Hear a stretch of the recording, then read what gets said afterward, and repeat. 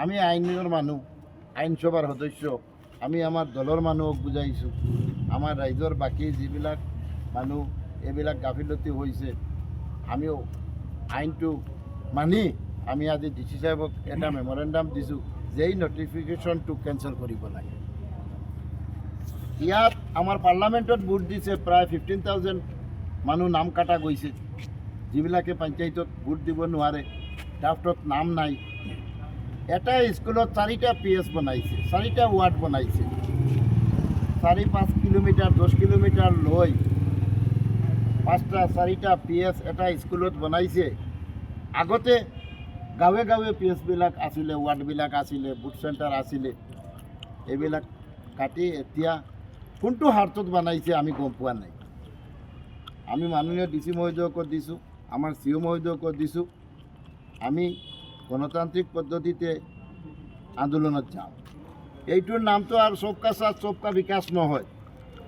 এইবিলাক কথা আমি লিখিত আমি ষ্টেট ইলেকশ্যন কমিশ্যনত মেইল কৰিছোঁ। ষ্টেট ইলেকশ্যন কমিশ্যনৰ লগত আমাৰ টেলিফোনে কথা হৈছে, অলক খেৰে আৰু ছেক্ৰেটাৰী ষ্টেট ইলেকশ্যন ফোনত কথা হৈছে।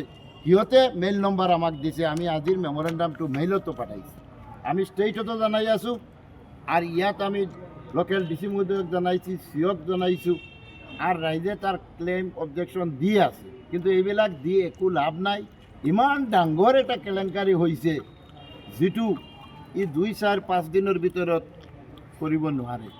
এইটো যিবিলাক কম্পিউটাৰ এছিষ্টেণ্ট বহিছিলে সেইবিলাক কোন হাতত কৰিছে আমি খবৰ পাইছোঁ। টকা পইচা লৈ মানুহৰ পৰা কোনে ৱাৰ্ড মেম্বাৰ হ'ব সেইটো দান্দাত বনাইছে। আজি চাওক, আমি এক্সাম্পল প্ৰতাপনগৰ এটা গাঁও পঞ্চায়তত 4টা চেণ্টাৰ পাহাৰৰ ওপৰত উঠাইছে, প্লেইনৰ 3টা চেণ্টাৰ, এটা ওপৰৰ পাহাৰৰ চেণ্টাৰটো 130 বুটাৰ দি বনাইছে, আৰু নিচৰ 3টা চেণ্টাৰ হাজাৰ দি বনাই মানুহবিলাক এতিয়া 10 কিলোমিটাৰ পাহাৰত উঠি ভোট দিব লগা হৈছে। আমাৰ টানটো গাঁও পঞ্চায়তত এটা চেণ্টাৰ 744ত 3টা ৱাৰ্ড বনাইছে। এইবিলাক আপোনালোকে ড্ৰাফটখন খুলি চাওক, আমাৰ কথাটা কিমান সত্য কিমান মিথ্যা। এইবিলাক কথা আমি গুৱাহাটীতো আমি মিডিয়া ডাকি গোটেই কৈছোঁ, আমি মুখ্যমন্ত্ৰীৰ উদ্দেশ্য 2-4টা কথা কৈছোঁ, আমাৰ পঞ্চায়ত মন্ত্ৰী গাৰ্জিয়ান মন্ত্ৰী গোটেইকে আমি কৈছোঁ যে আপোনালোকে অলপ ড্ৰাফটখন মোবাইলত আছে, নেটত আছে, অলপ টিপা মাৰি চাই লওক হাইলাকান্দিত কি খেলিমেলি হৈছে।